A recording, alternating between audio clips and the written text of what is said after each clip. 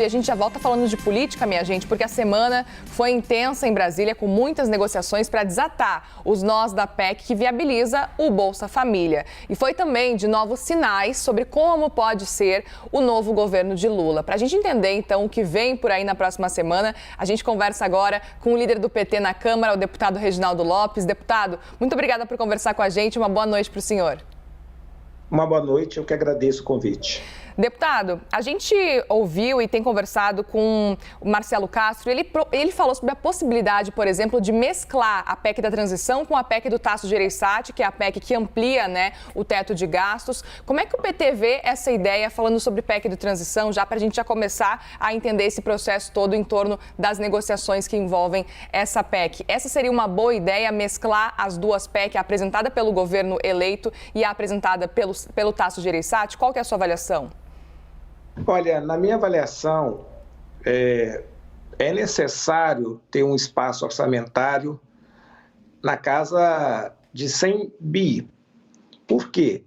Porque, de fato, é necessário repor os recursos em várias ações do governo federal de políticas públicas, seja no campo da educação, no campo da saúde, nas políticas sociais, no combate à fome, na valorização do salário mínimo. Portanto, por dentro do teto ou por fora do teto, é fundamental excepcionalizar na totalidade o Bolsa Família, que é na casa de 175 bilhões. Por quê? Excepcionalizando o recurso do Bolsa Família, vai abrir no orçamento de 23 105 bilhões. É o que está previsto na proposta orçamentária para o ano de 23. Aí, com esses 105 bi, aí sim é possível viabilizar as principais políticas que o povo brasileiro precisa tanto. Líder, aqui é o Leandro Magalhães, daqui de Brasília. Prazer, obrigado pela participação aqui na CNN hoje. A minha pergunta é a seguinte: eu conversei com alguns parlamentares agora nessa semana que disseram que a forma como foi apresentado o texto não foi uma forma agradável, né? Segundo esses parlamentares com quem eu conversei. Na avaliação do senhor, o senhor acha que há tempo de aprovar esse texto num prazo aí de 20 a 21 dias? Acredito que sim. Hoje tem uma convergência grande. Depois de 2, 3 semanas de debate, a convergência que está sendo criada é por uma aprovação de um espaço orçamentário por 2 anos, na casa de 175 bilhões, talvez resgatando aquela previsão de revisão da lei de teto de gastos que estava na emenda constitucional 95 e com essa disposição, começa a ser criado todas as condições políticas na Câmara e no Senado para sua aprovação. Quando tem uma convergência, Leandro, as coisas andam numa rapidez que 3 semanas são mais do que suficientes para aprovar a PEC no Senado, na Câmara e ainda aprovar a lei orçamentária de 23. Thaís Arbex vem conversar com a gente também. Thaís. Boa noite, líder. Prazer falar com o senhor de novo. Boa noite. Líder, vou colocar outro assunto aqui na nossa conversa. A ministra Rosa Weber, presidente do Supremo Tribunal Federal, marcou para quarta-feira o julgamento daquelas ações que discutem a constitucionalidade do chamado orçamento secreto. Queria saber qual que é a expectativa, não só do PT, mas do novo governo em relação a isso. Informações de bastidores que a gente vem ouvindo há algum tempo dão conta de que o partido espera uma modulação, não talvez a derrubada do orçamento. Queria lhe ouvir sobre isso, líder. Olha, eu não sei a opinião do governo do presidente Lula. O que eu acredito que é importante modular. As emendas de relator sempre existiram. O que não está correto é a forma de distribuição, não há equidade. Precisamos ampliar o espaço cada vez mais de transparência total nessa destinação dessas emendas. Também é preciso que essas emendas voltem à sua origem, que é fazer ajuste nos diversos ministérios e nas diversas políticas públicas. E, por último, ela não pode ser impositiva e tem que estar dentro de um projeto de país, né, voltado para as ações estratégicas das políticas públicas do atual governo. Uma espécie de cardápio, onde ali tem critérios. É legítimo que um parlamentar, um deputado, senador, peça ao Ministério, por exemplo, da Saúde, uma unidade básica para atender a sua população, mas tem que ter critérios, tem que olhar o IDH, tem que olhar se aquele município não está 100% atendido, né, universalizado o serviço, ou seja, precisamos criar critérios. Líder, a deputada Fernanda Melchiona, durante uma sessão da Comissão Mista de Planos, Orçamentos Públicos e Fiscalização, ela chegou a defender a ideia de acabar com o orçamento secreto, mas os parlamentares do PT não se manifestaram sobre o assunto. Por quê? Olha, os parlamentares do partido contra a forma que é distribuído o orçamento chamado secreto ou emenda do relator RP9. Nós somos favoráveis que essas emendas voltem à sua origem. A emenda de relator sempre existiu e é importante que possa continuar, agora no novo formato, no formato de maior transparência, maior equidade, decisão final passa pelos ministérios, aonde o relator ajustou aqueles recursos e que tenha critério de políticas públicas, aonde a prioridade são os investimentos estratégicos para resolver os gargalos das políticas, dos desafios que estão colocados para o Brasil. Essa é a nossa posição do partido.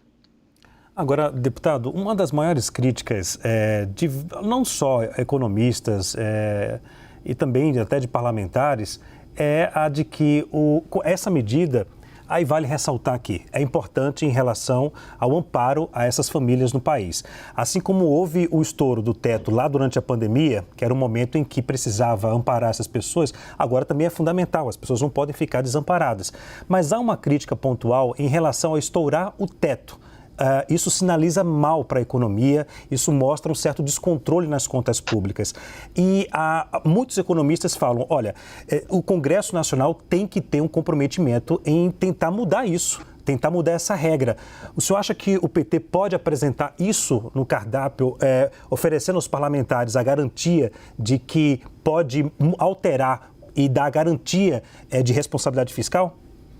Eu defendo, Leandro, que no texto da PEC tem um artigo propondo revisar a lei de teto de gastos, ou seja, criar uma nova âncora fiscal para o país. Por quê, Leandro?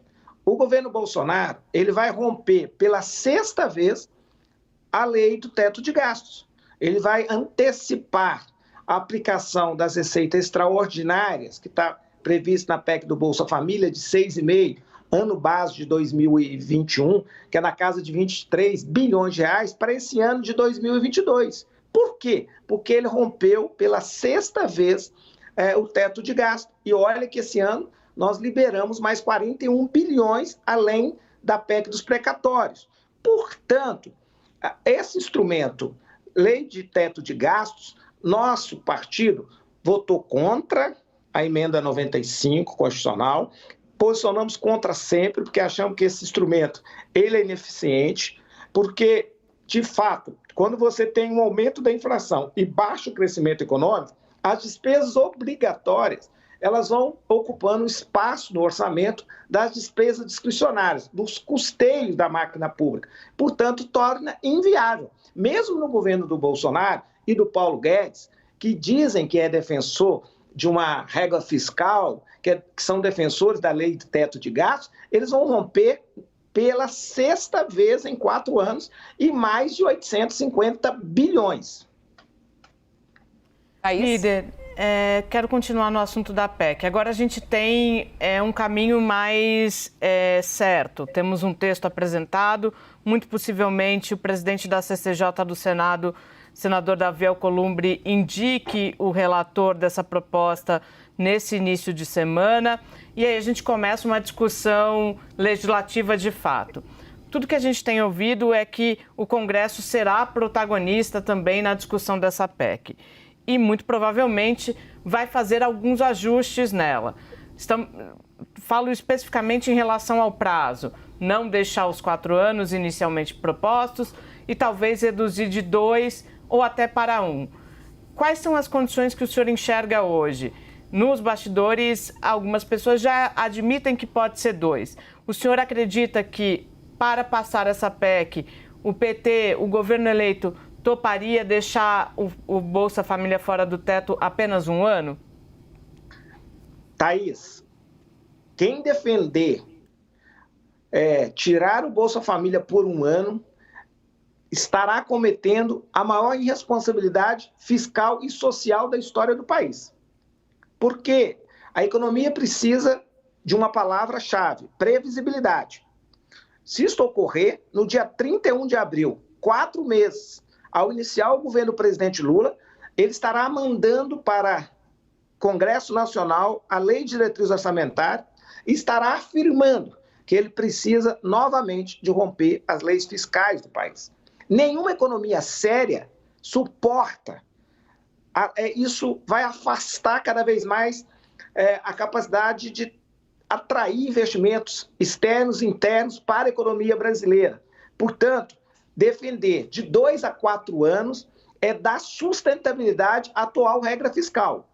E mais ainda, quando o governo está dizendo que topa rever e fazer uma nova âncora fiscal e assume esse compromisso dentro da PEC, do Bolsa Família, isso demonstra que o governo do presidente Lula, mais uma vez, vai fazer o Brasil crescer, vai combater a desigualdade, vai retirar o Brasil do mapa da fome, mas compreendendo que um país, para dar ganhos sociais aos mais pobres, aos trabalhadores, precisa sim ter estabilidade econômica, estabilidade fiscal.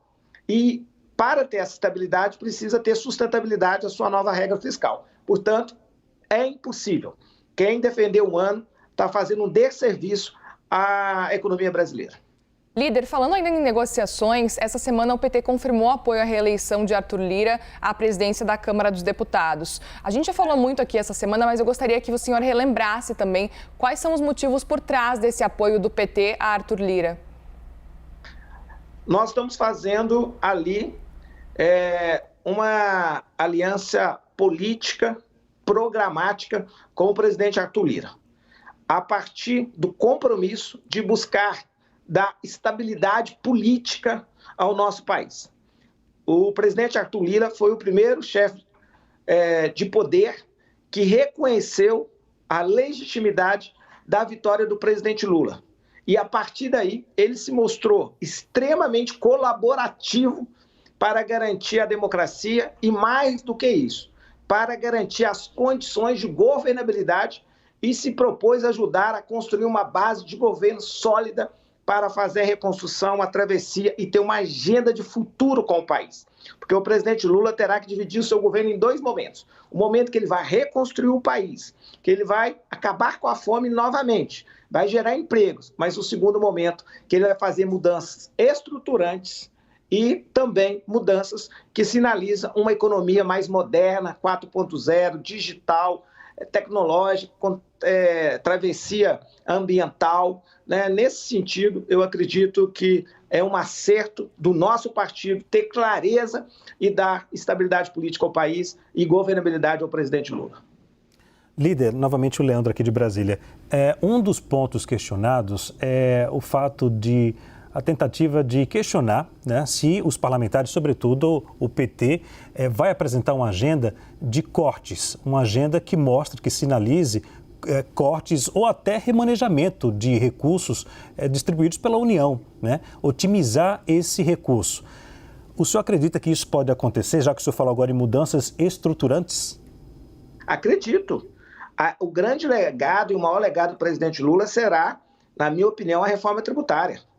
Nós não temos um sistema tributário justo. É o pior sistema tributário de qualquer país do mundo. É um sistema indireto, regressivo e que hoje não garante a sustentabilidade de nenhuma regra fiscal.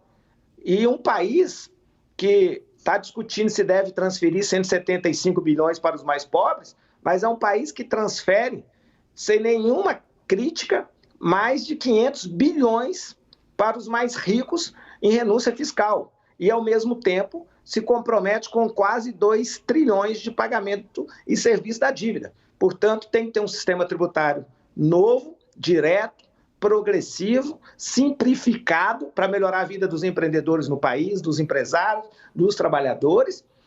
Então, esse é o legado. Mas eu defendo, e nós podemos colocar na PEC, que nós vamos revisitar os gastos sociais, os gastos tributários do governo do presidente Lula. Eu acho que é um sinal positivo.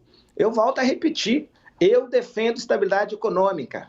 Eu, como economista, defendo estabilidade fiscal, porque é assim que nós vamos fazer o que o Lula fez, fazer os trabalhadores ter ganho real de mais de 80% no salário mínimo e aumentar o poder de compra das famílias. Porque, Leandro, Thaís, a economia brasileira ela é dependente do consumo das famílias, quase 80%. Se essas famílias não têm poder de compra e a inflação corrói esse poder, qualquer avanço social é comprometido pelo desequilíbrio fiscal. Foi assim que o Bolsonaro fez. Perdeu o controle da inflação e teve uma crise de inflação de alimentos. Ele não fez política pública para aumentar a oferta de arroz, feijão, milho, e aí da economia e da agricultura familiar. E aí, com certeza, nenhum aumento dos seus programas sociais teve efeito positivo para as pessoas. E o Brasil voltou para o mapa da fome. Ok, nós conversamos com o deputado Reginaldo Lopes, líder do PT na Câmara, a quem eu agradeço pela disponibilidade, deputado, e também pela entrevista aí na CNN hoje, neste sábado. Obrigado para o senhor. Obrigado e uma boa noite para todos e todas. Obrigado.